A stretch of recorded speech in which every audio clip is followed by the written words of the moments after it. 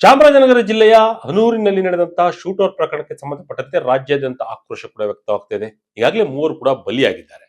ಇದನ್ನ ಸರ್ಕಾರ ಮ್ಯಾಜಿಸ್ಟ್ರೇಟ್ ತನಿಖೆಗೆ ಒಳಪಡಿಸಿದೆ. ಇದ್ರ ಬಗ್ಗೆ ಸಾಧಕ ಬಾಧಕಗಳನ್ನ ಮಾತನಾಡ್ತಾ ಹೋಗೋಣ, ಚರ್ಚೆ ಮಾಡ್ತಾ ಹೋಗೋಣ. ಇದರ ನಿಜವಾದ ಅಸಲಿಯತ್ ಏನು ಅನ್ನೋದನ್ನು ತಿಳ್ಕೊಳ್ಳೋಣ. ನಮ್ಮ ಜೊತೆ ಇವತ್ತು ಹಿರಿಯ ಅರಣ್ಯ ಸಂರಕ್ಷಣಾ ಅಧಿಕಾರಿಯಾಗಿರ್ತಕ್ಕಂಥ ಕಾಂತರಾಜ್ ಅವರು ನಮ್ಮ ಜೊತೆ ಇದ್ದಾರೆ. ಬನ್ನಿ ಮಾತನಾಡ್ತಾ ಹೋಗೋಣ. ಮೊದಲನೇದಾಗಿ ಎನ್ಕೌಂಟರ್ ಅಂತ ಹೇಳೋದು ಪದ ತಪ್ಪು. ಓಕೆ. ಯಾಕೆಂದ್ರೆ ಏನು ಅವರು ಏನು ಮೃತಪಟ್ಟಿದ್ದಾರೆ ಅವ್ರ ಕಡೆಯವ್ರು ಹೇಳ್ತಾ ಇದಾರಲ್ಲ, ಅದು ಹಸು ಹುಡಿಕೊಂಡು ಹೋಗಿದ್ದು ಸುಳ್ಳು. ಈ ಪ್ರಕರಣದಲ್ಲಿ ಮೊದ್ಲೇ ಮಾಹಿತಿ ಇತ್ತು, ಇವತ್ತು ಕೋಚಿಂಗ್ ಹೋಗ್ತಾರೆ ಅಂತೇಳಿ ಸಿಬ್ಬಂದಿಗಳು ಹೋಗಿದ್ದಾರೆ ಕಾಡಿಗೆ. ಅದು ಏನು 4-5 ಕಿಲೋಮೀಟರ್ ಡೀಪ್ ಇನ್ಸೈಡ್ ದ ಬೌಂಡ್ರಿಯಿಂದ ಒಳಗಡೆ ಹೋಗಿದ್ದಾರೆ. ಮತ್ತೆ ಈ ಪ್ರಕರಣದಲ್ಲಿ ಏನು ಅವರು ಹಂಟಿಂಗ್ ಮಾಡಿದ್ದಾರೆ ಅನ್ನೋದು ಪೂರಕವಾಗಿ ಎಲ್ಲಾ ಸಾಮಗ್ರಿಗಳು ಸಿಕ್ಕಿದೆ. ತಲೆ ಕಟ್ಟುಗಳು, ಟಾರ್ಚು, ವೆಪನ್.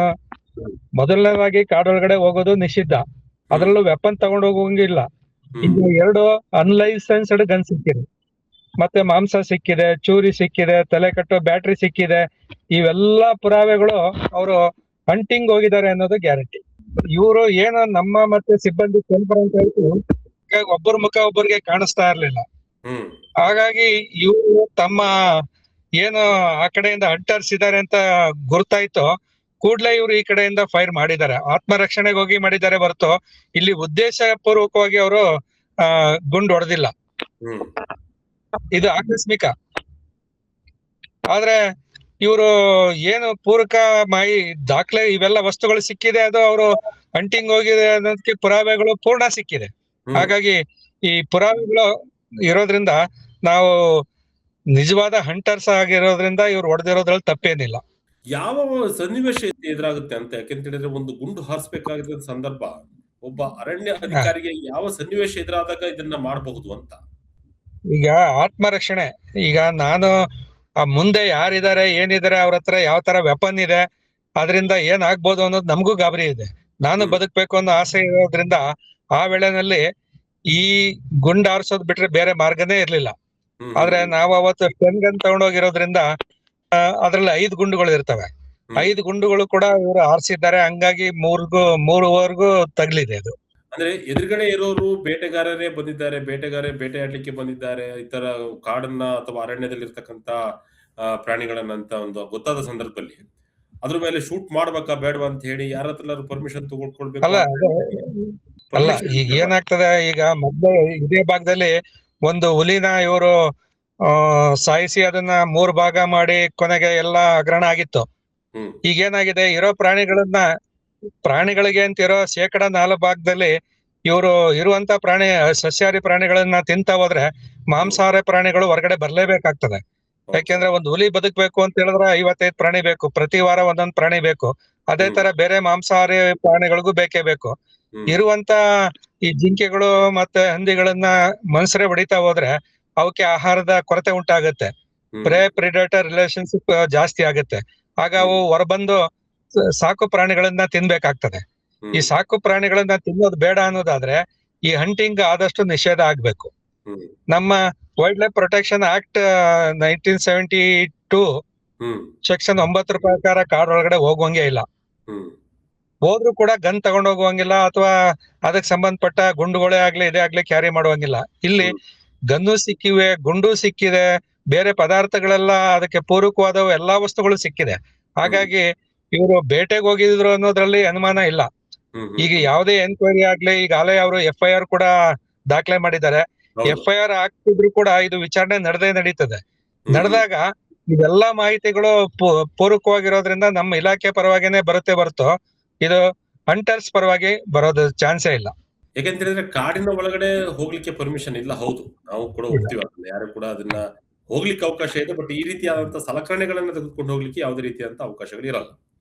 ಇಲ್ಲ, ಅದು ಅಲ್ಲದೆ ಮಧ್ಯರಾತ್ರಿನಲ್ಲೇ ಇವರಿಗೆ ಗೊತ್ತಾಗಿದೆ. ಅದು ಕತ್ಲೆನಲ್ಲಿ ಆದ್ರಿಂದ ಬೆಳಗಿನ ಜಾವ ಮುಂದೆ ಎದುರಾಳಿಗಳು ಯಾರಿದ್ದಾರೆ ಏನಿದೆ ಅವ್ರ ಹತ್ರ ಅನ್ನೋದು ಜಡ್ಜ್ ಮಾಡ್ಲಿಕ್ಕೆ ಆಗೋದಿಲ್ಲ. ಅಂತ ಸಂದರ್ಭದಲ್ಲಿ ಇವ್ರಿಗೆ ಗುಂಡು ಹೊಡಿಯೋದ್ ಬಿಟ್ರೆ ಬೇರೆ ದಾರಿನೇ ಇಲ್ಲ. ಯಾವ ರೆಫಲ್ ಯೂಸ್ ಮಾಡಿದ್ರು ಅಂತ? ಯಾಕೆಂತ ಹೇಳಿದ್ರೆ ಒಬ್ಬ ಅರಣ್ಯ ಸಿಬ್ಬಂದಿ ಮಾತ್ರ ಅದನ್ನ ಶೂಟ್ ಮಾಡಿರ್ತಕ್ಕಂಥದ್ದು. ಅದ್ರ 3 ಜನ ಹೇಗೆ ಅದನ್ನ ಹತರಾದ್ರು ಅಂತದ್ದು? ಯಾವ ರೀತಿಯಾದಂತಹ ವೆಪನ್ ಅನ್ನ ಕೊಡ್ತಾರೆ? ಯಾವ ರೀತಿಯಾಗಿ ಅಲ್ಲ, ಯೂಸ್ ಅವ್ರಿಗೆ ಸೊಫಿಸ್ಟಿಕೇಟೆಡ್ ವೆಪನ್ ಏನ್ ಇರೋದಿಲ್ಲ. ಹ್ಮ್ ಸಾಮಾನ್ಯವಾಗಿ ಗಾರ್ಡ್ಗಳಿಗೆ ಡಬಲ್ ಬ್ಯಾರಲ್ ಗನ್ ಕೊಟ್ಟಿರ್ತಾರೆ. ಹ್ಮ್ ಇಲ್ಲಿ 5 ಬುಲೆಟ್ಸ್ ನ ಒಂದೇ ಸಾರಿ ಹಾಕುವಂತ ಗನ್ ಕೊಟ್ಟಿದ್ದಾರೆ, ಸ್ಲೈಡ್ ಆಕ್ಷನ್ ಗನ್ ಅಂತ. ಎಸ್, ಓಕೆ, ಹಾ ಹಾ ಆ ಸ್ಲೈಡ್ ಆಕ್ಷನ್ ಗನ್ ಅಲ್ಲಿ ಏನಾಗುತ್ತೆ, 5 ಬುಲೆಟ್ ಇರುತ್ತೆ. ಹಾ 5 ಬುಲೆಟ್ ನ ಒಂದಾದ್ಮೇಲೆ ಆರಿಸಬಹುದು. ಮತ್ತೆ ಹ್ಮ್ ಬೇಕು ಅಂದ್ರೆ ಮತ್ತೆ 5ನ್ನ ಲೋಡ್ ಮಾಡ್ಕೊಳ್ಬಹುದು. ಹ್ಮ್ ಹ್ಮ್ ಹ್ಮ್ ಒಂದು ಸಾರಿ ಮ್ಯಾಗಝೈನ್ ನಲ್ಲಿ ಆ ಸ್ಲೈಡ್ ಆಕ್ಷನ್ ಗನ್ ಹಾಕಿದ್ರೆ 5 ಮ್ಯಾಗಝೈನ್ ಗುಂಡು ಇರ್ತವೆ. 5 ಹ್ಮ್ ಗುಂಡು ಖಾಲಿ ಆದ್ಮೇಲೆ ಮತ್ತೆ ಇನ್ನೊಂದು ಮ್ಯಾಗಝೈನ್ ಹಾಕೋಬಹುದು. ಹ್ಮ್ ಆದ್ರೆ ಇವ್ರು 5 ಗುಂಡುನು ಹಾರಿಸಿರೋದು ಅವ್ರಿಗೆ ತಗಲಿದೆ. ಹ್ಮ್ ಹ್ಮ್ ಹ್ಮ್ ಹ್ಮ್ ಹ್ಮ್ ಹ್ಮ್ ಹ್ಮ್ ಹ್ಮ್ ಹಾಗಾಗಿ ಇದು ಕತ್ಲೆ ಆಗಿರೋದು ಒಂದು. ಎರಡನೇದು, ಎದುರುಗಡೆ ಪೊದೆಗಳಿರ್ತದೆ. ಇವ್ರು ಹ್ಮ್ ಪೊದೆಗಳ ಮರೆಯಲ್ಲಿದ್ದಾಗ ಯಾರಿದ್ದಾರೆ, ಎಷ್ಟು ಜನ ಇದ್ದಾರೆ ಅನ್ನೋದು ತೀರ್ಮಾನ ಮಾಡೋದು ಕಷ್ಟ. ಈಗ ಹ್ಮ್ ಜನ ಎಲ್ಲ ಏನು ಹೇಳೋದು, ಕಾಲ್ ಹೊಡಿಬೇಕಿತ್ತು ಅಂತ. ಹೇಗೆ ಅವರು ಆಕೃತಿನೇ ಕಾಣಿಸ್ತಾ ಇದ್ದಾಗ ಕಾಲ್ ಹುಡ್ಕೋದು ಹೇಗಿದೆ? ಹ್ಮ್ ಹಾಗಾಗಿ ಎಲ್ಲಿ ಇವರು ಔತಿದ್ದಾರೆ ಅನ್ನೋದು ಗೊತ್ತಾಯ್ತು ಕೂಡ್ಲೆ ಅದ್ರ ಗುತ್ತಿಗೆ ಇವ್ರು ಗುಂಡು ಹಾರಿಸಿದ್ದಾರೆ ಹೊರತು ಹ್ಮ್ ಆ ವ್ಯಕ್ತಿ ನೋಡಿ ಗುಂಡು ಹಾರಿಸಿಲ್ಲ. ಈಗ ಇವ್ರು ವ್ಯಕ್ತಿಗಳನ್ನ ನೋಡಿ ಇಲ್ಲ. ಎದುರುಗಡೆ ಇದ್ದವರು ಮಾನವರ ಅಥವಾ ಬೇರೆ ಪ್ರಾಣಿ ಇದೆಯೋ ಅಂತಾನು ಕೂಡ ಅವರಿಗೆ ಗೊತ್ತಾಗದ ರೀತಿಯಲ್ಲಿ ಅವರು ಗೊತ್ತಾಗಿಲ್ಲ. ಇವ್ರಿಗೆ ಮಾಹಿತಿ ಇದ್ದದ್ರಿಂದ ಇವರು ಆ ಥಿಂಗ್ಸ್ ಎಲ್ಲಾನೇ ಸುತ್ತ ಬಿಸಾಕಿದ್ದರಿಂದ, ಹ್ಮ್ ಮತ್ತೆ ಇವ್ರಿಗೆ ಮೊದ್ಲೇ ಮಾಹಿತಿ ಇತ್ತು ಹಿಂಗೆ ಬೇಟೆಗೆ ಹೋಗಿದ್ದಾರೆ, ಶಿಕಾರಿ ಮಾಡ್ಕೊಂಡು ಬರ್ತಾರೆ ಈ ದಾರಿನಲ್ಲಿ ಅಂತ. ಹ್ಮ್ ಹಾಗಾಗಿ ಇವರು 2 ಪಂಗಡ ಮಾಡ್ಕೊಂಡು ಕಾಯ್ತಾ ಇದ್ರು. ಆ ಹ್ಮ್ ದಾರಿನಲ್ಲೇ ಇವರು ಶಬ್ದ ಮಾಡೋದ್ರಿಂದ ಇವರೇ ಬೇಟೆಗಾರರೇ ಇರ್ಬೋದು ಅನ್ನೋ ಇದರಿಂದ ಇವರು ಗುಂಡು ಹಾರಿಸಿದ್ದಾರೆ. ಎಸ್ ಸರ್, ಸುರಕ್ಷತಾ ಕ್ರಮಗಳು ಬಹಳ ಇಂಪಾರ್ಟೆಂಟ್ ಆಗುತ್ತೆ. ಯಾಕೆಂತಂದ್ರೆ ಅರಣ್ಯ ಪ್ರದೇಶ ಒಂದೇ ಸಮ ಇರಲ್ಲ. ಯಾವ್ಯಾವ ರೀತಿಯಾಗಿ ಪರಿಸ್ಥಿತಿಗಳು ಎದುರಿಸಬೇಕಂತ ಗೊತ್ತಾಗಲ್ಲ. ಹಾಗಾಗಿ ಅರಣ್ಯ ಸಂರಕ್ಷಣಾಧಿಕಾರಿಗಳಿಗೆ ಯಾವ ರೀತಿಯಾಗಿ ಮತ್ತಷ್ಟು ಭದ್ರತೆ ಬೇಕಾಗ್ಬೋದು, ಅವರಿಗೆ ಅದೇ ಸಲಕರಣೆಗಳು ಬೇಕಾಗ್ಬೋದು ಅಂತ. ಮೊದಲನೇದಾಗಿ ಈಗ ಏನಾಗಿದೆ, 30ರಿಂದ 35% ಸ್ಟಾಫ್ಗಳು ಖಾಲಿ ಇದ್ದಾರೆ. ಓಕೆ. ಅದು ತುಂಬಬೇಕು. ಇರೋ ಸ್ಟಾಫ್ಗಳು ಬಹಳಷ್ಟು ಏರಿಯಾಗಳನ್ನ ಸುತ್ತಾಡ್ಬೇಕಾಗತ್ತೆ, ಆಗ ಸಾಧ್ಯತೆ ಆಗೋದಿಲ್ಲ. ಹ್ಮ್ ಹಾಗಾಗಿ ಏನಾಗ್ತದೆ, ಇವರು ಡಿಪಾರ್ಟ್ಮೆಂಟ್ ಇಂದ ಬೇಕಾದಷ್ಟು ಇದು ಕೊಡ್ಬೇಕಾಗತ್ತೆ. ಆ ಈಗ ಹ್ಮ್ ಹೊಸದಾಗಿ ಕ್ಯಾಮ್ರಾಗಳು ಬಂದಿದೆ. ಹೌದು ಆ, ಹೌದು ಬಾಡಿ ಆ, ಕ್ಯಾಮ್ರಾ. ಈ- ಹೌದು, ಆ ತರ ಮರಗಳಿಗೆ ಕಟ್ಬಿಟ್ರು ಕೂಡ ಯಾರು ಹ್ಮ್ ಕಾಡ್ಗೆ ಹೋಗಿದ್ದಾರೆ, ಯಾರು ಹೋಗಿಲ್ಲ ಅನ್ನೋದು ಕೂಡ ನಮ್ಗೆ ಮಾಹಿತಿ ಸಿಗ್ತದೆ. ಹ್ಮ್ ಹ್ಮ್ ಹ್ಮ್ ಅದು ಥರ್ಮಲ್ ಕ್ಯಾಮ್ರಾ ಅಂತೇಳಿ. ಹಾ ಅದು ಫ್ಲಾಶ್ ಆಗೋದಿಲ್ಲ, ಬಾಡಿ ಹೀಟ್ ಇಂದಲೇ ಅದು ರೆಕಾರ್ಡ್ ಮಾಡ್ಕೊಳ್ಳುತ್ತೆ. ಹ್ಮ್ ಹ್ಮ್ ಆ ತರದ ಕ್ಯಾಮ್ರಾಗಳು ಕೊಟ್ರೆ ಕೂಡ ಕಾಡೊಳಗಡೆ ಯಾರು ಹೋಗಿದ್ದಾರೆ, ಇದು ಕೂಡ ಟ್ರ್ಯಾಕ್ ಮಾಡ್ಲಿಕ್ಕೆ ಆಗ್ತದೆ. ಹ್ಮ್ ಹ್ಮ್ ಹ್ಮ್ ಇವ್ರು ಹೇಳ್ತಾರೆ ಡ್ರೋನ್ ತಗೋಬಹುದು ಅಂತ. ರಾತ್ರಿ ಹೊತ್ತು ಡ್ರೋನ್ ಅಲ್ಲಿ ಸಾಕಷ್ಟು ಕೆಲಸ ಆಗಲ್ಲ. ಹ್ಮ್ ಹ್ಮ್ ಇನ್ನೊಂದ್ ಏನಪ್ಪಾ ಅಂದ್ರೆ ನೈಟ್ ವ್ಯೂವಿಂಗ್ ಗಾಗಲ್ಸ್ ಅಂತ ಇದೆ. ಹ್ಮ್ ಅದು ಮಿಲಿಟರಿಯವರಿಗೆ ಕೊಡ್ತಾರೆ ಹೊರತು ನಮಗ್ ಕೊಡೋದಿಲ್ಲ. ಹ್ಮ್ ಹ್ಮ್ ಹ್ಮ್ ಹ್ಮ್ ಯಾಕಂದ್ರೆ ಇದು ಇದೇ ತರ ಕನ್ನಡಕ ಹಾಕೊಂಡ್ರೆ ನಾವು ಬೆಳಗಿನ ತರ ಏನ್ ನೋಡ್ತೀವೋ ಅದೇ ತರ ಕಾಣಿಸುತ್ತೆ. ಹ್ಮ್ ನೈಟ್ ವ್ಯೂವಿಂಗ್ ಗಾಗಲ್ಸ್ ಅಂತೇಳಿ. ಹ್ಮ್ ಅದನ್ನ ಇವರು ಏನಾದ್ರು ತರಿಸ್ಕೊಟ್ರೆ ರಾತ್ರಿ ಹ್ಮ್ ಹೊತ್ತು ಕೂಡ ನಾವು ಬೆಳಗ್ಗೆ ಹೊತ್ತು ನೋಡ್ದಂಗೆ ನೋಡ್ಕೊಂಡು ವ್ಯವಹಾರ ಮಾಡ್ಬೋದು ಎಸ್. ಕಾಡೊಳಗಡೆ. ಹೌದು ಹೌದು ಹೌದು ಹೌದು ಹೌದು, ಕರೆಕ್ಟ್ ನೀವು ಹೇಳಿದ್ದು. ಅದು ಕೂಡ ಒಂದ್ ಸ್ವಲ್ಪ ಎದುರುಗಡೆ ಇರ್ತಕ್ಕಂಥದ್ದನ್ನ ಕ್ಯಾಚ್ ಮಾಡುತ್ತೆ, ಯಾವ ರೀತಿಯಾಗಿ ಹೌದೌದು ಹೌದು. ಆ ಬೆಳಕಿನ. ನೈಟ್ ವ್ಯೂವಿಂಗ್ ಗ್ಯಾಗಲ್ಸ್ ತರಿಸ್ಕೊಟ್ರೆ ಹ್ಮ್ ಅದು ತುಂಬಾ ಅನುಕೂಲ ಆಗ್ತದೆ. ಈ ತರದ ಪ್ರಕರಣಗಳಲ್ಲಿ ಅದು ಉಪಯೋಗ ಆಗುತ್ತೆ. ಹ್ಮ್ ಹ್ಮ್ ಹ್ಮ್ ಸರ್, ಇಲ್ಲಿ ತನಿಖೆ ಹಂತ ಒಂದು ಕಡೆ ನಡೀತಾ ಇದ್ರೆ ಎಷ್ಟು ಸಹಕಾರಿ ಆಗುತ್ತೆ ಅಂತ? ಯಾಕೆಂತ ಹೇಳಿದ್ರೆ ಸಿಕ್ಕಿರ್ತಕ್ಕಂತ ಐಟಮ್ಗಳು, ಜಿಂಕೆ ಮಾಂಸ ಆಗಿರ್ಬೋದು ಅಥವಾ ಸಿಕ್ಕಿದ ಸಲಕರಣೆಗಳು, ಇವೆಲ್ಲ ತನಿಖೆಗೆ ಎಷ್ಟು ಪೂರಕವಾಗ್ತವೆ ಅಂತ? ಅಲ್ಲ, ಎಲ್ಲಾ ನನಗನ್ಸುತ್ತೆ ಅದರಲ್ಲಿ ಮಾಂಸ ಸಿಕ್ಕಿದೆ, ಗನ್ ಸಿಕ್ಕಿದೆ, ಇವೆಲ್ಲ ಪ್ರೈಬಿಟೆಡ್ ಐಟಮ್ಗಳು. ಹ್ಮ್ ನಮ್ಗೆ ಜಿಂಕೆ ಮಾಂಸ ಅನ್ನೋದಕ್ಕೆ ನಾವು ಫೋರೆನ್ಸಿಕ್ ಇಂದ ರಿಪೋರ್ಟ್ಸ್ ತಗೊಳ್ತೀವಿ. ಹ್ಮ್ ಗನ್ ಉಪಯೋಗಿಸಿದ್ದಾರೆ ಅನ್ನೋ ಬಗ್ಗೆ ಫೋರೆನ್ಸಿಕ್ ರಿಪೋರ್ಟ್ ಸಿಗುತ್ತೆ. ಹ್ಮ್ ಈಗೇನ್ ಬೇರೆ ಚೂರಿಗಳೇ ಆಗ್ಲಿ ಇವುಗಳು ಅದಕ್ಕೆ ಪೂರಕವಾದ ಅಂಶಗಳಾಗೋದ್ರಿಂದ ಹ್ಮ್ ತನಿಖೆನಲ್ಲಿ ಇಲಾಖೆ ಹ್ಮ್ ಪರನೇ ಆಗತ್ತೆ ಹೊರತು ಇದು ಕೋಚರ್ಸ್ ಕಡೆ ಅಂತ ಖಂಡಿತ ಆಗೋದಿಲ್ಲ. ಹ್ಮ್ ಹ್ಮ್ ಹ್ಮ್ ಹ್ಮ್ ಹ್ಮ್ ಆದ್ರೆ ಇಲಾಖೆನ ಪರ ಆಗ್ಬೇಕು ಅಂದ್ರೆ ಬಹಳ ದಿನ ಕಾಯ್ಬೇಕು, ಬಹಳ ದಿನ ಸುತ್ತಬೇಕು. ಹ್ಮ್ ಈಗ ಏನು ಪೊಲೀಸ್ನವ್ರು FIR ಹಾಕಿದ್ದಾರೆ, ಹ್ಮ್ ಅವರು ಕೂಡ ಚಾರ್ಜ್ ಶೀಟ್ ಸಬ್ಮಿಟ್ ಮಾಡ್ತಾರೆ ಕೋರ್ಟ್ಗೆ. ಹ್ಮ್ ಕೋರ್ಟ್ ಕೊಟ್ಟಾದ್ಮೇಲೆ ಅದು ಪ್ಯಾರಲಲ್ ಆಗಿ ನಡೀತದೆ. ಹ್ಮ್ ಈಗ ಮಾನ್ಯ ಮುಖ್ಯಮಂತ್ರಿಗಳು ಮೆಜಿಸ್ಟ್ರಿಯಲ್ ಎನ್ಕ್ವೈರಿ ಮಾಡಿದ್ದಾರೆ. ಹೌದು. ಅದು 1 ವಾರದೊಳಗಡೆ ರಿಪೋರ್ಟ್ ಕೊಡ್ಬೇಕು ಅಂತ. ಹ್ಮ್ ಅದು ಜನರಲ್ ಆಗಿ ಕೊಡ್ತಾರೆ. ಆದ್ರೆ ಸ್ಪೆಸಿಫಿಕ್ ಆಗಿ ಅಂದ್ರೆ ಈ ಕೋರ್ಟ್ ಅಲ್ಲಿ ಏನು FIR ಆಗಿದೆ, ಹ್ಮ್ ಆ FIR ಮೇಲೆ ವಿಚಾರಣೆಗಳು ಪ್ರಾರಂಭ ಆದ್ರೆ ಹ್ಮ್ ಅದು ಪೂರ್ಣ ಪ್ರಮಾಣದಲ್ಲಿ ನಡೆಯುತ್ತೆ. ಮತ್ತೆ ಈ ಎಲ್ಲಾ ವಸ್ತುಗಳು ಪೂರಕವಾಗಿರೋದ್ರಿಂದ ಇಲಾಖೆ ಪರ ಸಿಗುತ್ತೆ ನ್ಯಾಯ ಅಂತೇಳಿ ನಾನು ಅನ್ಕೊಳ್ತೀನಿ. ಎಸ್, ಖಂಡಿತ. ಯಾಕೆಂತ ಹೇಳಿದ್ರೆ ಒಂದು ಪೂರಕವಾದಂತಹ ತನಿಖೆ ಆಗ್ಬೇಕು. ಯಾಕೆಂದ್ರೆ ಇದು ಎರಡು ಕಡೆನೂ ಕೂಡ ಬ್ಯಾಲೆನ್ಸ್ ಮಾಡ್ಬೇಕಾಗುತ್ತೆ. ಯಾಕೆಂತ ಹೇಳಿದ್ರೆ ಹೌದು. ಒಂದು ಕಡೆ ಹೇಳ್ತಾರೆ ಇವರು ರೈತರು ಹೋಗಿದ್ರು, ದನ ಮೇಯ್ಸಕ್ ಹೋಗಿದ್ರು ಅಂತ ಒಂದು ಕಡೆ ಉಲ್ಲೇಖ ಹೌದು. ಮಾಡೋದಾದ್ರೆ, ಒಂದು ಕಡೆ ಹೌದು. ಅರೆಸ್ಟ್ ಮಾಡಬಹುದಾಗಿತ್ತು, ಅವ್ರನ್ನ ಹಿಡಿಬಹುದಾಗಿತ್ತು. ಇಲ್ಲ ಯಾಕೆಂತ ಹೇಳಿದ್ರೆ ಸಮಯ ಅಷ್ಟಿತ್ತು ಅನ್ನೋ ಒಂದು ಪ್ರಶ್ನೆಯನ್ನು ಕೂಡ ಕಾಡ್ತಾ ಇದೆ. ಇಲ್ಲ ಇಲ್ಲ ಅವ್ರ ಹತ್ರ ಏನು ವೆಪನ್ ಇದೆ ಅನ್ನೋದು ನಮಗ್ ಗೊತ್ತಾಗೋದಿಲ್ಲ. ಹ್ಮ್ ಹಾಗಾಗಿ ಅವ್ರನ್ನ ಹತ್ರ ಹೋಗಿ ಹಿಡಿಯೋದು ತುಂಬಾನೇ ಕಷ್ಟ. ಹ್ಮ್ ಮತ್ತೆ ಹ್ಮ್ ಯಾರು ಕೂಡ ಹತ್ರ ಬಂದ್ರೆ ಫೇಸ್ ಟು ಫೇಸ್ ನಿಲ್ಲೋದಿಲ್ಲ, ಹ್ಮ್ ಕದ್ದು ಓಡೋಗ್ತಾರೆ ಹೊರತು ಸ್ಥಳದಲ್ಲಿ ನಿಂತ್ಕೊಳ್ಳೋದಿಲ್ಲ. ಹೌದು. ಹಾಗಾಗಿ ಆ ಕತ್ಲೆನಲ್ಲಿ ಎಕ್ಸ್ಚೇಂಜ್ ಆಫ್ ಫೈರ್ ಆಗ್ಬಿಟ್ರೆ ಇನ್ನೂ ಕಷ್ಟ ಆಗ್ತದೆ. ಎರಡ್ ಕಡೆಗೆ ಯಾರು ಓಡ್ತಾ ಇದಾರೆ, ಯಾರು ನಿಂತಿದ್ದಾರೆ ಅನ್ನೋದು ಗೊತ್ತಾಗೋದಿಲ್ಲ. ಹ್ಮ್ ಹಾಗಾಗಿ ಆ ಸಂದರ್ಭದಲ್ಲಿ ಆತ್ಮರಕ್ಷಣೆಗೋಸ್ಕರ ಗುಂಡು ಹೊಡೆದಿದ್ರೆ ಹೊರತು ಅವ್ರನ್ನ ಸಾಯಿಸ್ಬೇಕು ಅನ್ನೋ ಮನ್ಸು ಇರ್ಲಿಲ್ಲ. ಹ್ಮ್ ಆತ್ಮರಕ್ಷಣೆಗೋಸ್ಕರ ಹೊಡೆದಾರೆ ಹೊರತು ಅವ್ರು ಹ್ಮ್ ಸಾಯಿಸ್ಬೇಕು ಅನ್ನೋ ಯಾವ ದುರುದ್ದೇಶ ಕೂಡ ಇರ್ಲಿಲ್ಲ. ಈ ಗಡಿ ನಿರ್ಮಾಣಗಳು ಅಂದ್ರೆ ಈ ಯಾರು ಕೂಡ ಅರಣ್ಯ ಪ್ರವೇಶ ಮಾಡಬಾರದು. ಯಾಕೆಂತ ಹೇಳಿದ್ರೆ ಅರಣ್ಯನ ನಾಶ ಮಾಡ್ಲಿಕ್ಕೆ ಯಾರಿಗೂ ಅವಕಾಶ ಇಲ್ಲ. ಅಲ್ಲಿ ಪ್ರಾಣಿಗಳನ್ನು ನಾಶ ಮಾಡ್ಲಿಕ್ಕೆ ಯಾರಿಗೂ ಅವಕಾಶ ಕಾನೂನು ಪ್ರಕಾರವಾಗಿ ಇಲ್ಲ. ಅದನ್ನ ಹೌದು. ತಡೆ ಹಿಡಿಬೇಕು. ಯಾರಿಗೂ ಪ್ರವೇಶ ಕೊಡಬಾರದು ಅನ್ನೋ ನಿಟ್ಟಿನಲ್ಲಿ ಯಾವ ರೀತಿ ಕ್ರಮಗಳು ತೆಗೆದುಕೊಳ್ಬಹುದು ಅಂತ. ಯಾಕೆಂದ್ರೆ ಈ ತರ ಹೋದ್ರೆ ಆ ರೀತಿಯಾದಂತ ಪ್ರತಿಕ್ರಿಯೆ ಈಗ ಈ ಪ್ರದೇಶದಲ್ಲಿ ಸಾಕಷ್ಟು ಪ್ರಕರಣಗಳಾಗಿದ್ದಾವೆ. ಇದು ಒಂದಲ್ಲ, ಹೌದು. ಸಾಕಷ್ಟು ಪ್ರಕರಣಗಳು ನಡೀತಾ ಇದೆ. ಸಾಕಷ್ಟು ಪ್ರಕರಣಗಳು ಹಿಂದೆನೂ ಕೂಡ ಆಗಿದೆ. ಒಂದು ಬಹಳ ಇಂಟೀರಿಯರ್ ಇದ್ರೆ ಅವ್ರಿಗೆ ರಿಹಾಬಿಲಿಟೇಷನ್ ಪ್ಯಾಕೇಜ್ ಗಳನ್ನ ಈಗಾಗಲೇ ಮಾಡ್ತಾ ಇದ್ದಾರೆ. ಹ್ಮ್ ಅವ್ರನ್ನ ಕಾಡಿಂದ ಹೊರಭಾಗ ಕರ್ಕ ಬಂದು ಜಮೀನ್ ಕೊಟ್ಟು ಮನೆ ಕಟ್ಕೊಟ್ಟು ಅವ್ರಿಗೆ ಏನು ಅಲ್ಲಿ ಬೆಲೆ ಬಾಳುತ್ತೆ ಅಷ್ಟೇ ಹಣನ ಹೊರಗಡೆ ಕೊಟ್ಟು ರಿಹಾಬಿಲಿಟೇಷನ್ ಆಗ್ತಾ ಇದೆ. ಹ್ಮ್ ಈ ರಿಹಾಬಿಲಿಟೇಷನ್ ಆಗದೆ ಇರುವಂತ ಗ್ರಾಮಗಳಲ್ಲಿ ಬಹಳಷ್ಟು ಅವೇರ್ನೆಸ್ ನಾವು ಕೊಡ್ತಾ ಇದೀವಿ. ಕಾಡಿಗೆ ಹೋಗೋದ್ ಬೇಡ ಮತ್ತೆ ಇದೆಲ್ಲ. ಹ್ಮ್ ಏನ್ ನಮ್ ಸಿಬ್ಬಂದಿ ತಳಭಾಗದ ಸಿಬ್ಬಂದಿ ಇರ್ತಾರೆ, ವಾಚರ್ಗಳು, ಅವರೆಲ್ಲ ಅಕ್ಕಪಕ್ಕ ಹಳ್ಳಿಯವರೇ ಆಗಿರ್ತಾರೆ. ಹ್ಮ್ ಅವರು ಎಲ್ಲಾ ಜನಕ್ಕೂ ಗೊತ್ತಿರುವಂತವ್ರೆ ಆಗಿರ್ತಾರೆ. ಹ್ಮ್ ಹಾಗಾಗಿ ನಿನ್ನೆ ಏನು ತೀರ್ಕೊಂಡಿದ್ದಾರೆ ಆ ಗ್ರಾಮದ ಸುತ್ತಮುತ್ತದವರೇನೆ ವಾಚರ್ ಇರ್ತಾರೆ ಅಲ್ಲಿ. ಹ್ಮ್ ಹ್ಮ್ ಹ್ಮ್ ಹ್ಮ್ ಹ್ಮ್ ಹಾಗಾಗಿ ಇದು ರಿವೆಂಜ್ ಆಟಿಟ್ಯೂಡ್ ಆಗುತ್ತೆ ಮುಂದಕ್ಕೂ ಕೂಡ. ಹ್ಮ್ ಆದ್ರೆ ಸರ್ಕಾರ ಏನು ಅವ್ರಿಗೆ ಪರಿಹಾರ ಕೊಡೋದು, ಕೆಲಸ ಕೊಡೋದು ಅಂತ ಏನೇನೋ ಸುದ್ದಿಗಳು ಬರ್ತವೆ. ಹ್ಮ್ ಹ್ಮ್ ಕೊನೆಗೆ ಕೆಲಸ ಕೊಟ್ರು ಅದೇ ಊರ್ನೋನು ಅದೇ ಏನ್ ತೀರ್ಕೊಂಡಿದ್ದಾರೆ ಅವ್ರ ಅಣ್ಣ ತಮ್ಮ ಇದ್ರು ಕೂಡ ಅವ್ನು ಅಲ್ಲೇ ಹೋಗ್ಬೇಕಾಗ್ತದೆ ಹ್ಮ್ ಹ್ಮ್ ಕಾಡಿಗೆ. ಹ್ಮ್ ಈಗ ಈಗ ಬಹಳ ಹೊರಗಡೆ ಹೇಳಿ ಸರ್, ಹೇಳಿ ಸರ್. ಹೊರಗಡೆಯಿಂದ ಬಂದ ಸಿಬ್ಬಂದಿಗಳು ಜಾಸ್ತಿ ಇಲ್ಲ, ಅಲ್ಲಿ ಲೋಕಲ್ ಸಿಬ್ಬಂದಿನೇ ಇರೋದು. ಫಾರೆಸ್ಟ್ ಗಾರ್ಡ್ ಏನ್ ಆಲ್ಮೋಸ್ಟ್ ಅಲ್ಲಿಯವ್ರನ್ನೇ ತಗೊಳ್ತಾರೆ. ಯಾಕೆಂತ ಹೇಳಿದ್ರೆ ಹೌದು. ಪ್ರದೇಶಗಳು ಅಚ್ಚುಕಟ್ಟಾಗಿ ಗೊತ್ತಿರುತ್ತೆ ಅಂತ ಹೇಳಿ ಹೌದೌದು. ಅಲ್ಲಿಯವ್ರನ್ನೇ ರಿಕ್ವೈರ್ಮೆಂಟ್ ಮಾಡೋದು. ಆಂಟಿ ಪೋಚಿಂಗ್ ಕ್ಯಾಂಪ್ಗಳಲ್ಲಿ ಕೂಡ ಲೋಕಲ್ನವರೇ ಇರ್ತಾರೆ ಹೊರತು ಹೊರಗಡೆ ಬಂದವರು ಒಬ್ಬ ಇಬ್ಬರೇ ಇರ್ತಾರೆ. ಹ್ಮ್ ಉಳಿದ ಹೆಚ್ಚಿನ ಸಿಬ್ಬಂದಿ ಎಲ್ಲ ಸುತ್ತಮುತ್ತ ಗ್ರಾಮದಲ್ಲೇ ಬಂದವರೇ ಆಗಿರ್ತಾರೆ.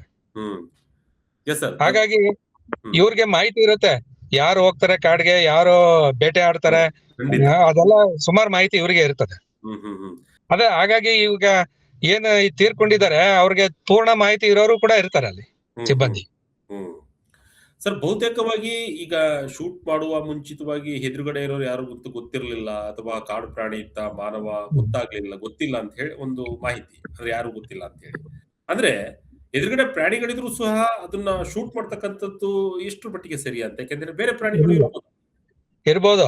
ಆದ್ರೆ ನಿಮಗೆ ಗೊತ್ತಿರ್ಬೋದು, ಕೆಲವು ಕಡೆ ಈಗ ಶಿಕಾರಿಗೆ ಹೋಗ್ತಾರಲ್ಲ, ಹ. ಮಾವ ಅಳಿಯ ಇಬ್ಬರೇ ಹೋಗಿರ್ತಾರೆ.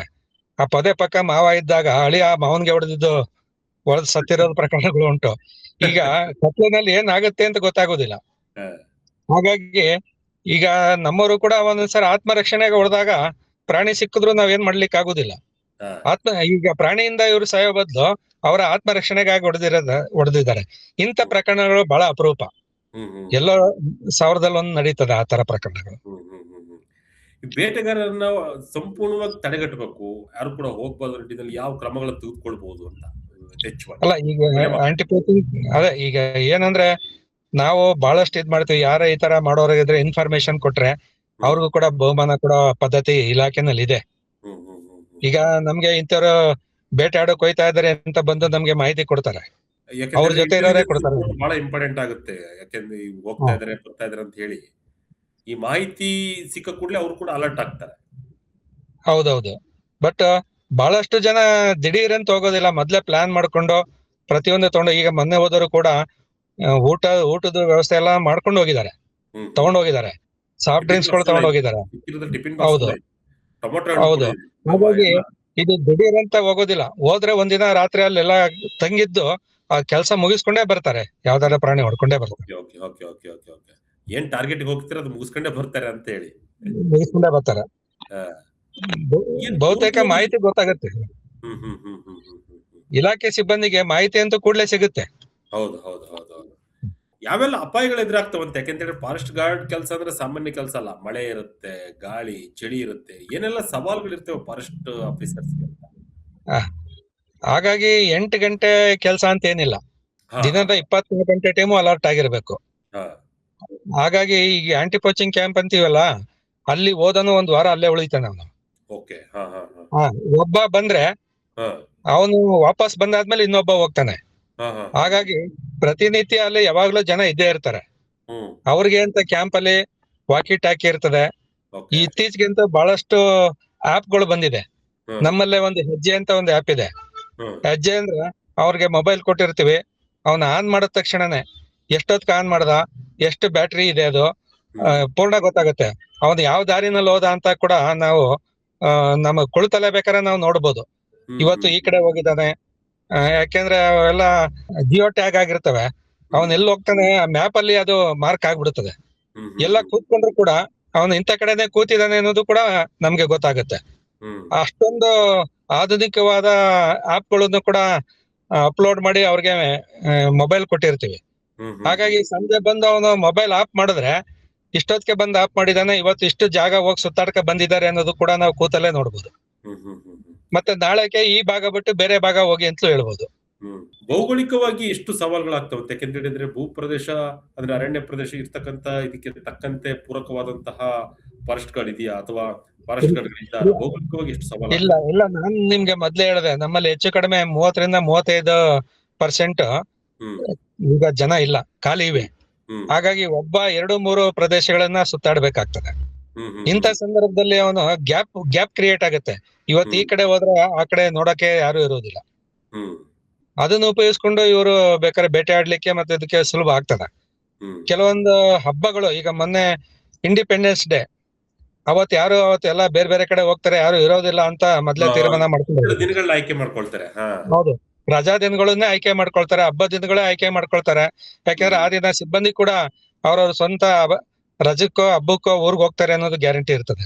ಹ್ಮ್ ಹ್ಮ್ ಆಗ ಒಬ್ರು ಇಬ್ರು ಇದ್ರೆ ಕಾಡ್ ಸುತ್ತೋದು ಕಷ್ಟ. ಹ್ಮ್ ಹ್ಮ್ ಹ್ಮ್. ಯಾಕಂದ್ರೆ ಕ್ಯಾಂಪ್ ಅಲ್ಲಿ ಒಬ್ಬ ಇಬ್ರು ಇದ್ರೆ ಅವನು ಹೊರಗಡೆ ಸುತ್ತಾಡಕ್ ಆಗುದೇ ಇಲ್ಲ. ಹೌದು ಹೌದು ಹೌದು. ಹ. ಹತ್ತಿರದಲ್ಲೇ ಎಲ್ಲಾರು ಸುತ್ತಾಡ್ಬೋದೇ ಹೊರತು ದೂರ ಅಂತೂ ಹೋಗ್ಲಿಕ್ಕೆ ಆಗಲ್ಲ. ದಿನ ಅವ್ರ ಮಿನಿಮಮ್ 5 ಕಿಲೋಮೀಟರ್ ಆದ್ರೂ ಹೋಗ್ಲೇಬೇಕಾಗ್ತದೆ ಅವ್ರು. ಹ್ಮ್ ಹ್ಮ್ ಹ್ಮ್ ಈಗ ನಮ್ಗೆ ಏನಾಗ್ತದೆ, ಇಲಾಖೆನಲ್ಲಿ ಅವ್ರಿಗೆ ಎಲ್ಲಾ ಪ್ರಮಾಣದ ಸವಲತ್ತುಗಳನ್ನ ಕೊಡ್ಲಿಕ್ಕೆ ಆಗೋದಿಲ್ಲ. ಹ್ಮ್ ಒಂದೊಂದ್ಸರಿ CSR ಫಂಡ್ ಅವರು, ಈ NGOಗಳು ಅವ್ರು ಬಂದು ಅವ್ರಿಗೆ ಬೇಕಾದಂತ ಡ್ರೆಸ್ಗಳು ಕೊಡ್ತಾರೆ, ಶೂ ಕೊಡ್ತಾರೆ, ಅಥವಾ ಹ್ಮ್ ಟಾರ್ಚ್ ಗಳು ಕೊಡ್ತಾರೆ ಮಲಗ್ಲಿಕ್ಕೆ.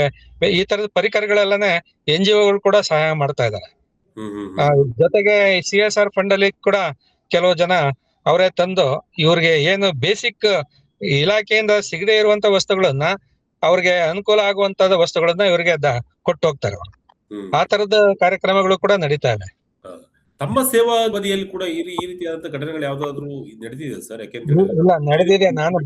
ನಾನು ಬಂಡೀಪುರದಲ್ಲಿದ್ದಾಗ ಮೊಳೆಯೂರು ಅಂತ ಒಂದು ರೇಂಜ್ ಅಲ್ಲಿ ಹಾ ಇದೇ ಡಬಲ್ ಬ್ಯಾರಲ್ ಗನ್ ಇಂದ ಆರಿಸ್ಬಿಟ್ಟಿದ್ವಿ. ಹಾ ಆದ್ರೆ ದುರಾದೃಷ್ಟವತ್ತು ಏನು ಭುಜದಿಂದ ಕೈ ಪೂರ್ತಿ ಚೆರೆಗಳು ಹೊಕ್ಕೊಂಡಿದ್ವಿ. ಹಾ ಅವನನ್ನ ಅರೆಸ್ಟ್ ಮಾಡಿ ಕೊನೆಗೆ ಈ ಚೆರೆ ಎಲ್ಲ ತೆಗಿಸಿದ್ವಿ. ಹ್ಮ್ ಹ್ಮ್ ಹಾ ಹಾ. ತೆಗಿಸಿ ಟ್ರೀಟ್ಮೆಂಟ್ ಗೆ ಬಹಳಷ್ಟು ಖರ್ಚಾಯ್ತು. ಕೊನೆಗೆ 50,000 ರೂಪಾಯಿ ಖರ್ಚು ಮಾಡಿದ್ವಿ ಅದಕ್ಕೆ. ಹೋ, ಹೋ. ನಾವೇ ಅಂದ್ರೆ ಅವನು ಕೂಡ ಇದೇ ಬೇಟೆಯಾಡಕ್ಕೆ ಬಂದಿದ್ದದ್ದು, ಆದ್ರೆ ಹ್ಮ್ ಮಾನವೀಯತೆಯಿಂದ ಅವನಿಗೆ ನಾವು ಟ್ರೀಟ್ ಮಾಡಿಸಿದ್ವಿ. ಹ್ಮ್ ಹ್ಮ್ ಇಲಾಖೆಯಿಂದಲೇ ಟ್ರೀಟ್ ಮಾಡಿಸಿದ್ವಿ ಖರ್ಚು ಹ್ಮ್ ಮಾಡಿ. ಹ್ಮ್ ಆ ತರದ ಪ್ರಕರಣಗಳು ನಡೀತಾ ಇವೆ. ಹ್ಮ್ ಮತ್ತೆ ಇದೇ ತರ ಇನ್ನೊಂದು ಪ್ರಕರಣ, ಅಲ್ಲಿ ಮರ ಕುಯ್ಯಕ್ ಹೋಗಿ ಹೊಡೆದಾಗ ಒಬ್ಬ ತೀರ್ಕೊಂಡ್ಬಿಟ್ಟಿದ್ದ ಹ್ಮ್ ಹಿಡಿಯಾಲ್ದಲೆ. ಹ್ಮ್ ಹ್ಮ್ ಹ್ಮ್ ಹ್ಮ್ ಆ ಪ್ರಕರಣನು ಕೂಡ ಸಮಸ್ಯೆ ಆಗಿ ಕೊನೆಗೆ ರೇಂಜ್ ಆಫೀಸರ್ಗೆ ಸಿಕ್ಕಾಪಟ್ಟೆ ಹಣ ಖರ್ಚು ಬಂತು. ಹ್ಮ್ ಹ್ಮ್ ಆಗ ನಾವು ಎಲ್ಲಾ ಸಿಬ್ಬಂದಿಗಳು ಕಾಂಟ್ರಿಬ್ಯೂಟ್ ಮಾಡಿ ಅವನಿಗೆ ಅನುಕೂಲ ಮಾಡ್ಕೊಟ್ವಿ. ಹ್ಮ್. ಈಗ ಏನಾಗುತ್ತೆ, ಈ ಸಿಬ್ಬಂದಿ ಸಿಗಾಕೊಂಡ್ರೆ ಪೂರ್ತಿ ಅವ್ನು ಒಬ್ನೇ ಮಾಡ್ಬೇಕೆ ಹೊರತು ಇಲಾಖೆ ಅವ್ನ ಸಪೋರ್ಟ್ ಬರಲ್ಲ. ಹಾ, ಅದು ಈ ಮೇನ್ ಇರ್ತದೆ. ನ್ಯಾಯಯುತವಾಗಿ ಈಗ ಏನಾಗಿದೆ, ಉದ್ದೇಶಪೂರ್ವಕವಾಗಿ in the interest of wild life ಮಾಡಿದ್ದಾರೆ ಅಂದ್ರೆ, ಸುಪ್ರೀಂ ಕೋರ್ಟ್ ಅಲ್ಲಿ ಲೈಕ್ ಮೈಂಡೆಡ್ ಲಾಯರ್ಸ್ ಇದ್ದಾರೆ. ಹ್ಮ್ ಲಾಯಿ ಅಂತ ಒಂದು ಗ್ರೂಪ್ ಮಾಡ್ಕೊಂಡಿದ್ದಾರೆ. ಅವರು ಫ್ರೀ ಆಗಿ ನಿಮ್ಮ ಕೇಸನ್ನ ತಗೊಂಡು ನೀವು ಬರ್ಬೇಕಾಗಿಲ್ಲ, ಎಲ್ಲಾ ಅವರೇ ಅಟೆಂಡ್ ಮಾಡ್ತಾರೆ. ಹಾ ಹಾ ಹಾ ಹಾ NGO ಲಾಯರ್ಸ್ ಅದು. ಹಾ ಲೈಕ್ ಮೈಂಡೆಡ್, ನಾವು ಪ್ರಾಣಿಗಳ ಬಗ್ಗೆ ಆಸಕ್ತಿ ಇದೆ, ನಿಮ್ಮ ಯಾವ್ದಾರು ಅಂದ್ರೆ ನಾವು ಪ್ರಾಣಿಗಳ ಹಿತದೃಷ್ಟಿಯಿಂದ ಕೆಲಸ ಮಾಡಿದ್ರೆ ಹ್ಮ್ ಹ್ಮ್ ನಮ್ ಹ್ಮ್ ಕೇಸನ್ನ ಅವ್ರು ಹ್ಯಾಂಡಲ್ ಮಾಡ್ತಾರೆ. ಹ್ಮ್ ಹ್ಮ್ ಹ್ಮ್ ಹ್ಮ್ ಆತರ ಇನ್ನೊಂದ್ ಏನಾಗುತ್ತೆ ಅಂದ್ರೆ, ನಮ್ಮ ಜಿಲ್ಲಾ ಮಟ್ಟದಲ್ಲಿ ಅಥವಾ ರಾಜ್ಯ ಮಟ್ಟದಲ್ಲಿ ಯಾರಾದ್ರೂ ರಿಟೈರ್ಡ್ ಜಡ್ಜ್ ಅಥವಾ ಇದಾಗಿರೋರ್ನ ಒಬ್ಬರನ್ನ ನೇಮಕ ಮಾಡ್ಕೋಬೇಕು. ಇಂಥ ಸಂದರ್ಭದಲ್ಲಿ ನಾವು ಅವ್ರದ ಮಾಹಿತಿ ಪಡ್ಕೋಬೇಕು, ಮತ್ತೆ ಸಹಾಯ ತಗೋಬೇಕಾಗ್ತದೆ. ಹೌದು ಜಿಲ್ಲಾ ಮಟ್ಟದಲ್ಲಿ ಇದ್ರು ಕೂಡ, ಯಾಕೆಂದ್ರೆ ಈ ವೈಲ್ಡ್ ಲೈಫ್ ಕೇಸು ಮತ್ತೆ ಫಾರೆಸ್ಟ್ ಕೇಸ್ ಎಲ್ಲ ಸ್ಪೆಷಲ್ ಕೇಸ್ಗಳು, ಹೌದು ಹೌದು ಎಲ್ಲಾ ಲೇಯರ್ಗೂ ಗೊತ್ತಿರೋದಿಲ್ಲ. ಹಾಗಾಗಿ ಇದರಲ್ಲಿ ಪರಿಣಿತಿಯಾಗಿರುವಂತವ್ರು ಒಬ್ರು ನಮಗೆ ಇಲಾಖೆಗೆ ಸಹಾಯ ಮಾಡೋರಿದ್ರೆ ಅಂತವ್ರನ್ನ ಹೋಗಿ ನಾವು ಸಮಸ್ಯೆಗಳು ಬಂದಾಗ ಭೇಟಿ ಮಾಡ್ಬೋದು, ಮತ್ತೆ ನಮ್ಮ ಪ್ರಕರಣಗಳನ್ನ ಹ್ಯಾಂಡಲ್ ಮಾಡಿ ಅಂತ ಕೇಳ್ಬೋದು. ಹ್ಮ್. ಈಗ ಹೊಸದಾಗಿ ಯಾವ್ದಾರ ಲಾಯರ್ ಹತ್ರ ಹೋದ್ರೆ ಅವರು ಪೂರ್ತಿ ಹೊಸದಾಗಿ ಎಲ್ಲಾನೇ ನೋಡ್ಬೇಕಾಗ್ತದೆ. ಹ್ಮ್, ಹ್ಮ್. ಇದ್ರಲ್ಲೇ ಪರಿಣಿತಿ ಹೊಂದಿದ್ರೆ ಕೇಸ್ಗಳು ಕೊಟ್ಟು ಮತ್ತೆ ನಾವು ಸಕ್ಸಸ್ ಆಗೋ ರೇಟ್ ಜಾಸ್ತಿ ಆಗ್ತದೆ. ಹ್ಮ್, ಹ್ಮ್. ಈ ದೃಷ್ಟಿನಲ್ಲಿ ಜಿಲ್ಲಾ ಮಟ್ಟದಲ್ಲಿ ಒಬ್ಬ ಆ ನುರಿತ ಲಾಯರ್ ಅಥವಾ APP ಅಥವಾ ರಿಟೈರ್ಡ್ ಜಡ್ಜ್ ಅನ್ನ ಸರ್ಕಾರ ಅಂದ್ರೆ ಇಲಾಖೆಯಿಂದ ನೇಮಕ ಮಾಡ್ಕೊಂಡು ಇಲಾಖೆ ಕೇಸ್ಗಳು ಬಂದಾಗ ಅವುಗಳನ್ನ ಯಾವ ತರ ಇಲಾಖಾ ಪೂರ್ವವಾಗಿ ನಮಗೆ ಸಹಾಯ ಆಗುವಂತೆ ಕೇಸ್ಗಳನ್ನ ಬಿಲ್ಡಪ್ ಮಾಡಬೇಕು, ಸಾಕ್ಷಿ ಹೇಳಿಸ್ಬೇಕು, ಮತ್ತೆ ಇದಕ್ಕೆಲ್ಲಕ್ಕೂ ಆ ತರದಲ್ಲಿ ಸಹಾಯ ಮಾಡೋರಿದ್ರೆ ಹ್ಮ್. ನಮ್ಮ ಕೇಸ್ಗಳು ಒಂದ್ ಸ್ವಲ್ಪ ಸಕ್ಸಸ್ ಆಫ್ ರೇಟ್ ಜಾಸ್ತಿ ಆಗುತ್ತೆ. ಹೌದು ಹೌದು ಹೌದು ಸರ್, ಈಗ ಬೇಟೆಗೆ ಹೋದ್ರು ಒಂದು ಮ್ಯಾಜಿಸ್ಟ್ರೇಟ್ ತನಿಖೆ ನಡೀತಾ ಇದೆ, 3 ಜನ ಎನ್ಕೌಂಟರ್ ಆಗಿ ಶೂಟ್ಔಟ್ ಆಗಿರತಕ್ಕಂತ ಪ್ರಕರಣ ಸಂಬಂಧಪಟ್ಟಂತೆ ಎರಡು ಕಡೆ ಎನ್ಕ್ವೈರಿ ನಡೀತಿದೆ, ಎರಡು ಕಡೆ ಎಫ್ಐಆರ್ ಆಗಿದೆ. ಹೌದೌದು. ಹೌದು. ಪೊಲೀಸರ ಮೇಲೆ ಕೂಡ ಎಫ್ಐಆರ್ ಆಗಿದೆ, ಹೌದು. ಇದ್ರ ಮೇಲೆ ಕೂಡ ಎಫ್ಐಆರ್ ಆಗಿದೆ. ಅದು ಒಂದು ಹೌದು. ಭಾಗ. ಈಗ ಹೌದು. ನಾವು ಅದು ಪ್ರತ್ಯೇಕವಾಗಿ ಮಾತನಾಡೋದಾದ್ರೆ, ಇಲ್ಲಿ ಬೇಟೆಗೆ ಹೋದಂತ ಸಂದರ್ಭದಲ್ಲಿ ಸಿಕ್ಕಾಕೊಂಡ್ರೆ ಅಥವಾ ಅವರು ಬಂಧನ ಮಾಡಿದ್ರೆ ಅವ್ರಿಗೆ ಏನ್ ಶಿಕ್ಷೆ ಇರುತ್ತೆ? ಯಾಕಂತ ಹೇಳಿದ್ರೆ ಪ್ರತಿಯೊಬ್ಬರಿಗೂ ಗೊತ್ತಾಗ್ಬೇಕು. ಕಾಡಿನಲ್ಲಿ ಏನಾದ್ರು ಕಳ್ಳತನ ಮಾಡೋದಾದ್ರೆ ಅಥವಾ ಮರಗಳನ್ನು ಕಡಿಯೋದು, ಪ್ರಾಣಿಗಳನ್ನ ಬೇಟೆ ಆಡೋದು ಪ್ರತಿಯೊಬ್ಬರಿಗೂ ಗೊತ್ತಾಗ್ಬೇಕು. ಏನ್ ಶಿಕ್ಷೆ, ಯಾವ ರೀತಿ ಯಾವ ಆಕ್ಟ್ ಬರುತ್ತೆ ಅಂತ. ನಮ್ಮಲ್ಲಿ ಏನಾಗತ್ತೆ, ಪ್ರಾಣಿಗಳು, ಪಶುಗಳು ಅಥವಾ ಇವನ್ ಎಕ್ಸಾಟಿಕ್ ಸ್ಪೀಸೀಸ್ ಮರಗಳು ಕೂಡ ಕೆಲ ಜನ ಬಂದು ಅಲ್ಲಿರುವಂತ ಚಿಟ್ಟೆ ಕದಿಯೋದು ಅದು ಎಲ್ಲ ಮಾಡ್ತಿರ್ತಾರೆ. ಆದ್ರೆ ನಮ್ಮಲ್ಲಿ ಸೆಕ್ಷನ್ 51ರಲ್ಲಿ ಪನಿಷ್ಮೆಂಟ್ ಇದೆ. ಮತ್ತೆ ನಮ್ಮ ವೈಲ್ಡ್ ಲೈಫ್ ಆಕ್ಟ್ ಅಲ್ಲಿ ಶೆಡ್ಯೂಲ್ಸ್ ಇದೆ, 5 ಶೆಡ್ಯೂಲ್ಸ್ ಇದೆ. ಆ ಶೆಡ್ಯೂಲ್ಸ್ ಅಲ್ಲಿ ಮೊದಲನೇ ಶೆಡ್ಯೂಲ್ಸ್ ಅಲ್ಲಿ ಯಾವ್ಯಾವ ಪ್ರಾಣಿ ಬರ್ತವೆ, ಎರಡನೇ ಶೆಡ್ಯೂಲ್ ಯಾವ್ಯಾವ ಬರ್ತವೆ ಅಂತ ಅದಕ್ಕೆ ಶಿಕ್ಷೆ ಆ ಶೆಡ್ಯೂಲ್ಸ್ ಪ್ರಕಾರ ಇದೆ. ಈಗ ಮೊದಲನೇ ಶೆಡ್ಯೂಲ್ಸ್ ಅಲ್ಲಿ, ಎರಡನೇ ಶೆಡ್ಯೂಲ್ಸ್ ಅಲ್ಲಿ, ಮೊದಲನೇ ಶೆಡ್ಯೂಲ್ಸ್ ಅಲ್ಲಿ ಪನಿಷ್ಮೆಂಟ್ ಜಾಸ್ತಿ ಇರ್ತದೆ. ಅಲ್ಲಿ ಎಕ್ಸಾಟಿಕ್ ಅನಿಮಲ್ಸ್ ಇರ್ತವೆ. ಎಕ್ಸಾಟಿಕ್ ಅಂದ್ರೆ ಟೈಗರು ಅಂತವಿಂತವಿದ್ರೆ ಪನಿಷ್ಮೆಂಟ್ 7 ವರ್ಷದವರೆಗೂ ಜೈಲ್ ಶಿಕ್ಷೆ ಆಗ್ತದೆ. ಮತ್ತೆ ಮಿನಿಮಮ್ 25,000ದಿಂದ 2 ಲಕ್ಷದವರೆಗೂ ಕೂಡ ದುಡ್ಡನ್ನು ಕೂಡ ಅವರು ಪೆನಾಲ್ಟಿ ಕಟ್ಟಬೇಕಾಗ್ತದೆ. ಪನಿಷ್ಮೆಂಟ್ ಅಂದ್ರೆ ಅಕಾರ್ಡಿಂಗ್ ಟು ಶೆಡ್ಯೂಲ್ ಆಗ್ತದೆ. ಈ ಜಿಂಕೆ ಅಂದ್ರೆ 2ನೇ ಶೆಡ್ಯೂಲ್ ಅಲ್ಲಿ ಬರ್ತದೆ. ಅಂದ್ರೆ ಒಂದು 100 ಪ್ರಾಣಿಗಳನ್ನ ಲಿಸ್ಟ್ ಮಾಡಿರ್ತಾರೆ. ಆ ಲಿಸ್ಟ್ ಪ್ರಾಣಿಗಳಲ್ಲಿ ಪನಿಷ್ಮೆಂಟ್ ಇರುತ್ತೆ. ಜಿಂಕೆ ಕೇಸಲ್ಲಿ 3 ವರ್ಷ ಜೈಲ್ ಬರುತ್ತೆ, ಮತ್ತೆ ಮಿನಿಮಮ್ 25,000 ರೂಪಾಯಿ ಪೆನಾಲ್ಟಿ ಇರ್ತದೆ.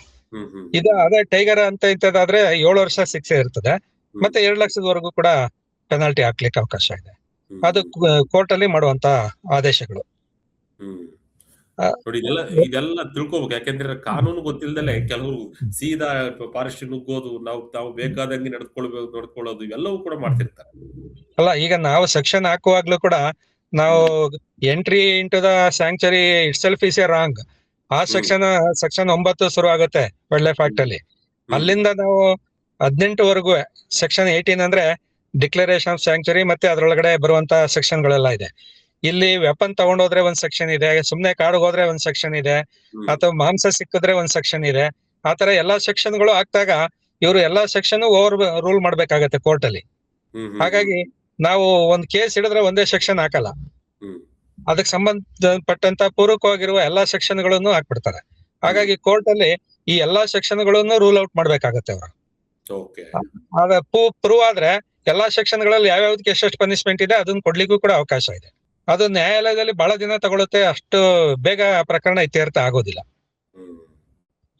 ಅಂದ್ರೆ ನಮ್ಮ ಸಿಬ್ಬಂದಿಗೆ ನಾವು ಮಾರಲ್ ಸಪೋರ್ಟ್ ಮತ್ತೆ ಫೈನಾನ್ಸಿಯಲ್ ಸಪೋರ್ಟ್ ಮಾಡ್ಲಿಲ್ಲ ಅಂದ್ರೆ ಅವ್ರಿಗೆ ಈ ಕೆಲಸನೇ ಬೇಡ ಅನ್ನುವಷ್ಟು ಹಿಂಸೆ ಆಗ್ಬಿಡ್ತದೆ. ಯಾಕಂದ್ರೆ ಅಷ್ಟು ಸಾರಿ ಅಲಿಬೇಕಾಗುತ್ತೆ ಕೋರ್ಟ್ಗೆ. ಇದೇ ದೊಡ್ಡ ಸವಾಲ್ ನೋಡಿ, ಇದು ಬಹಳ ದೊಡ್ಡ ಸವಾಲ್ ಇದು. ಹೌದು, ಹತ್ರ ಇದ್ರು ಪರವಾಗಿಲ್ಲ, ಅಲ್ಲಿಂದ ಇವರು ಟ್ರಾನ್ಸ್ಫರ್ ಆಗಿ ಬೇರೆ ಕಡೆ ಹೋದ್ರೆ ಅಲ್ಲಿಂದ ಬರಬೇಕು ಮತ್ತೆ ಕೋರ್ಟ್ಗೆ. ಆ ತರದ ಸಮಸ್ಯೆಗಳು ಜಾಸ್ತಿ ಆಗ್ತವೆ. ಎಸ್ ಸರ್, ಕೊನೆಯದಾಗಿ ಹನೂರು ಈ ಪ್ರಕರಣದ ಸಂಬಂಧಪಟ್ಟಂತೆ ಕೊನೆಯದಾಗಿ ಅರಣ್ಯ ಸಂರಕ್ಷಣಾಧಿಕಾರಿಯಾಗಿ ಏನು ಸ್ಪಷ್ಟನೆ ಕೊಡ್ತೀರಾ ಅಂತ ಏನ್ ಹೇಳ್ತೀರಿ? ಇಲ್ಲ, ಏನು ಸಿಬ್ಬಂದಿಗಳು ಮಾಡಿದ್ದಾರೆ ಅದು ಕಾನೂನು ಪ್ರಕಾರ ಸರಿ ಇದೆ. ಅದರ ಆತ್ಮರಕ್ಷಣೆಗೋಸ್ಕರ ಅವರು ಗುಂಡು ಹೊಡೆದಿದ್ದಾರೆ. ಮತ್ತೆ ಸಿಕ್ಕಿರುವ ಪೂರಕ ಸಾಮಗ್ರಿಗಳು ಇವರು ಶಿಕಾರಿಗೆ ಹೋಗಿದ್ದಾರೆ ಅನ್ನೋದಕ್ಕೆ ಪುರಾವೆಗಳಿವೆ. ಹಾಗಾಗಿ ನ್ಯಾಯ ಸಿಗುತ್ತೆ, ಆದ್ರೆ ಬಹಳ ನಿಧಾನ ಆಗುತ್ತೆ. ಆದ್ರೆ ಇವ್ರು ಏನ್ ಹೇಳ್ತಾ ಇದಾರೆ, ಮಾನವೀಯತೆಯಿಂದ ಈಗ ಏನ್ ಪೊಲಿಟಿಷಿಯನ್ಸ್ ಎಲ್ಲ ಮಾತಾಡ್ತಾ ಇದಾರೆ, ಅವರು ಮನುಷ್ಯ ಅಂದ್ರೆ ಅವ್ರು ಕಾನ್ಸಂಟ್ರಿಕ್ ಮಾತಾಡ್ತಾ ಇದಾರೆ. ಪ್ರಾಣಿಗಳು ಅಥವಾ ಇಲಾಖೆ ಸಿಬ್ಬಂದಿ ಮಾಡಿರೋ ಬಗ್ಗೆ ಸರಿ ಇದೆ ಇಲ್ಲ ಅನ್ನೋದು ಅವ್ರ ಒಬ್ರು ಮಾತಾಡ್ತಾ ಇಲ್ಲ. ಅವರೆಲ್ಲ ಬರೀ ಮನುಷ್ಯರ ಬಗ್ಗೆ ಮಾತಾಡ್ತಾ ಇದಾರೆ. ಇಲ್ಲಿ ಅಧಿಕಾರಿಗಳು ಅಧಿಕಾರ ಚಲಾಯಿಸಿದ್ದಾರೆ, ಮತ್ತೆ ಪ್ರಾಣಿಗಳು ಅವಕ್ ಮಾತು ಬಂದಿದ್ರೆ ಅವು ಕೂಡ ಬಂದ್ ಸ್ಟ್ರೈಕ್ ಮಾಡ್ತಿದ್ವು, ಆದ್ರೆ ಅವಕ್ ಮಾತು ಬರೋದಿಲ್ಲ. ಆ ದೃಷ್ಟಿನಲ್ಲಿ ಈಗ ಇವ್ರು ಮಾತಾಡ್ದಂಗೆ ನಾವು ಒಪ್ಕೋಬೇಕಾಗಿದೆ. ಪ್ರಾಣಿಗಳಿಗೆ ಏನಾರ ಮಾತಾಡೋದ ಇದ್ರೆ ಅಥವಾ ಓಟ್ ಹಾಕೋ ಅವಕಾಶ ಇದ್ದಿದ್ರೆ ಅದ್ರ ಇದೇ ಬೇರೆ ಆಗ್ತಾ ಇತ್ತು. ಖಂಡಿತ ಈ ಮಾನವ ಮತ್ತೆ ಪ್ರಾಣಿ ಸಂಘರ್ಷ ಸಂಪೂರ್ಣ ನಿಲ್ಬೇಕು ಸರ್. ಹೌದು ನಿಲ್ಬೇಕು. ಈಗ ಏನಂದ್ರೆ ನೋಡಿ, ನ್ಯಾಷನಲ್ ಪಾರ್ಕ್ ಇರೋದು ನಮ್ಮ ಇಂಡಿಯಾದಲ್ಲಿ ಭೂಮಿಲಿ 1% ಸ್ಯಾಂಕ್ಚುರಿಗಳು 3%, ಇವೆರಡು ಸೇರಿದ್ರೆ 4%. ನಾನು ಅದ್ ಕೇಳಿದೆ, ಒಂದ್ ಕಾಲದಲ್ಲಿ ಪ್ರಾಣಿಗಳೆಲ್ಲ ಭೂಮಿ ಮೇಲೆ ಎಲ್ ಬೇಕಾದ್ರೆ ಸ್ವೇಚ್ಛಾಗಿ ಓಡಾಡ್ತಾ ಇದ್ದ, ಮನುಷ್ಯ ಗುಹೆಯಲ್ಲಿ ಸೇರ್ಕೊಂಡ್ಬಿಟ್ಟಿದ್ದ. ಈಗ ಪ್ರಾಣಿಗಳೆಲ್ಲ ಗುಹೆಗೆ ಹೋಯ್ತಾ ಇದ್ದಾವೆ, ಮನುಷ್ಯ ಎಲ್ಲ ಕಾಡಿಗೆ ಬಂದಿದ್ದಾನೆ. ಈಗ ಎಲ್ಲಾರು ಉಳ್ಕೊಳ್ಳಿ, ಅಷ್ಟು ಪ್ರದೇಶದಲ್ಲಾರು ಉಳ್ಕೊಳ್ಳಿಕ್ಕೆ ಮುಂದಿನ ಪೀಳಿಗೆಗೆ ನಾವು ಬಿಟ್ಟು ಹೋಗ್ಬೇಕಾಗ್ತದೆ. ನಮ್ಮ ಪೀಳಿಗೆ ಅಷ್ಟೇ ನೋಡೋದು ಬೇಡ, ಮುಂದಿನ ಪೀಳಿಗೆಗೆ ಉಳಿಸೋಗ್ಬೇಕು. ಆ ಉಳಿಸ್ಬೇಕು ಅಂದ್ರೆ ನಾವು ಅವುಗಳ ರಕ್ಷಣೆ ಮಾಡ್ಬೇಕು. ನಾವಂದ್ರೆ ನಾವ್ ಎಲ್ಲಾರ ಜವಾಬ್ದಾರಿ, ಇಲ್ಲಿ ಸಾರ್ವಜನಿಕರ ಎಲ್ಲಾ ಜವಾಬ್ದಾರಿ ಈ ಪ್ರಾಣಿಗಳನ್ನ ಮುಂದಿನ ಪೀಳಿಗೆಗೆ ಬಿಟ್ಟು ಹೋಗ್ಬೇಕಾಗ್ತದೆ. ಅದಕ್ಕೆ ಎಲ್ಲಾರು ಕೂಡ ಅವನ್ನ ಉಳಿಸ್ಲಿಕ್ಕೆ, ರಕ್ಷಣೆ ಮಾಡ್ಲಿಕ್ಕೆ ಕ್ರಮ ತಗೋಬೇಕು. Yes sir. Thank you sir. Thank you. Vijaya ಕನ್ನಡದೊಂದಿಗೆ ಸಾಕಷ್ಟು ಮಾಹಿತಿ ಹಂಚಿಕೊಳ್ಳೋದಕ್ಕೆ ಧನ್ಯವಾದಗಳು ಸರ್. ಧನ್ಯವಾದಗಳು.